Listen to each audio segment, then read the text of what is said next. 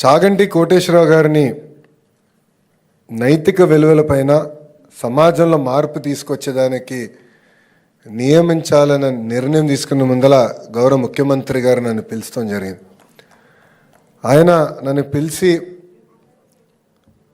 2019 నుంచి 24 వరకు మన అనేక సార్లు చర్చించాం.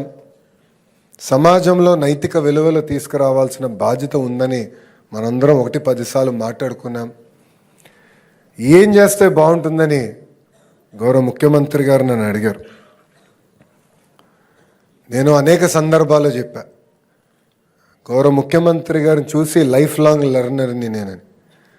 సో గౌరవ ముఖ్యమంత్రి గారికి చెప్పా, మీరు ఏ నిర్ణయం తీసుకున్నా ఒక విద్యాశాఖ మార్చులుగా మేము ఆ నిర్ణయం కట్టుబడి ఉంటామంటే అప్పుడు ఒక్క క్షణం కూడా ఆలోచించకుండా చాగంటి కోటేశ్వరరావు గారిని ఏకంగా క్యాబినెట్ ర్యాంక్ ఇచ్చి ఆంధ్ర రాష్ట్ర ప్రభుత్వానికి సలహాదారుగా నియమించారు గౌరవ ముఖ్యమంత్రి శ్రీ నారా చంద్రబాబు నాయుడు గారు.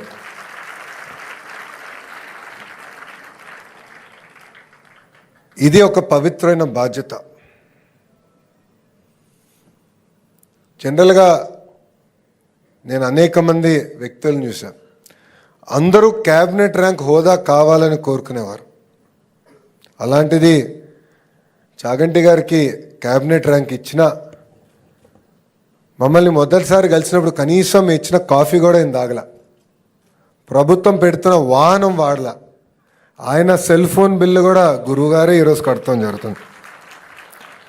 అలాంటి గొప్ప వ్యక్తి దగ్గర ఈరోజు పుస్తకాలు రూపొందించుకున్నాం. ఆ పుస్తకాలు మీ భవిష్యత్తు కోసం అందిస్తాం జరుగుతుంది. మట్టి కుండలాగా మారుతుంది, శిలా శిల్పం అవుతుంది, విత్తనం పెద్ద చెట్టు అవుతుంది.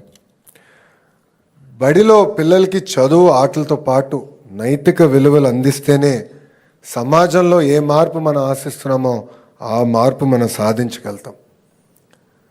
అటామిక్ ఎనర్జీ గురించి అందరు తెలిసిన విషయం. ఆ ఎనర్జీని బాంబులాగా వాడితే హిరోషిమా నాగసాగిలో జరిగిన విధ్వంసం మనందరం చూసాం. కానీ అదే ఎనర్జీని మనం విద్యుత్ తయారీకి వాడితే మొత్తం దేశాలే వెలిగించడానికి అవకాశం ఉంటుంది.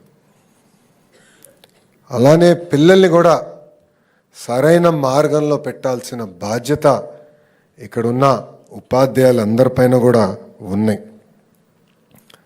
మహిళల్ని గౌరవించాలి, పెద్దల్ని గౌరవించాలి, పేదలకి సేవ చేయాలి.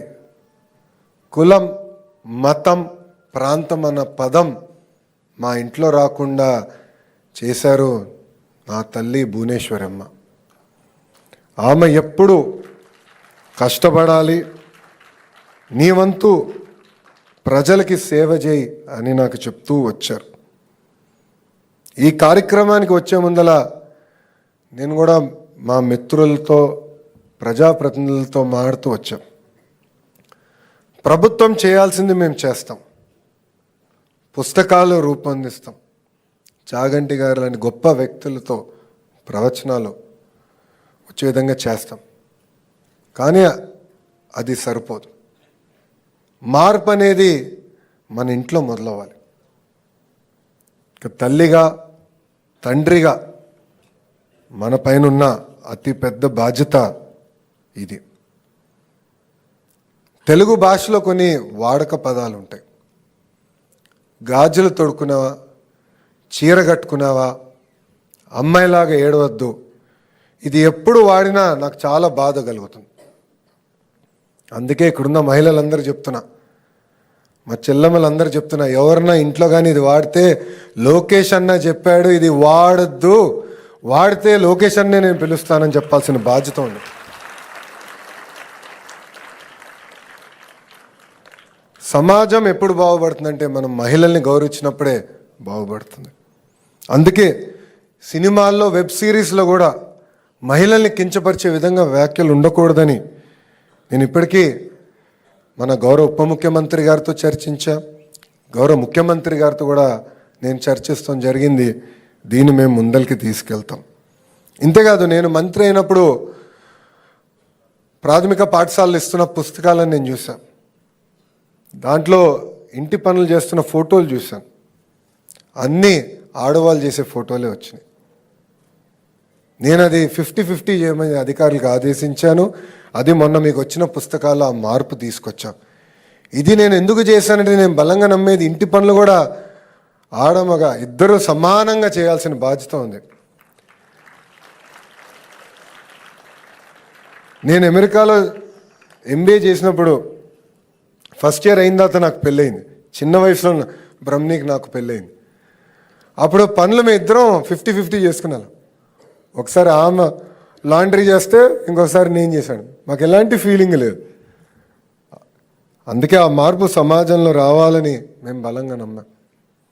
యువగలం పాదయాత్రలో కూడా కొంతమంది పిల్లలు మా తెలుగుదేశం పార్టీ చొక్కా వేసుకుని వస్తే నా బాధ కలిగేది. ఇప్పుడే మీకు రాజకీయాలు అవసరం, దానికి టైం ఉంది, ఇప్పుడు చొక్కాది మంచి చొక్కా ఇస్తాను కానీ పార్టీ రంగులు వేసుకుని తిరగదని పిల్లలకి నేను చెప్తాను జరిగింది. ఎందుకంటే పిల్లల్ని నేను చూసినప్పుడు నాకు దేవుడు కనపడతారు.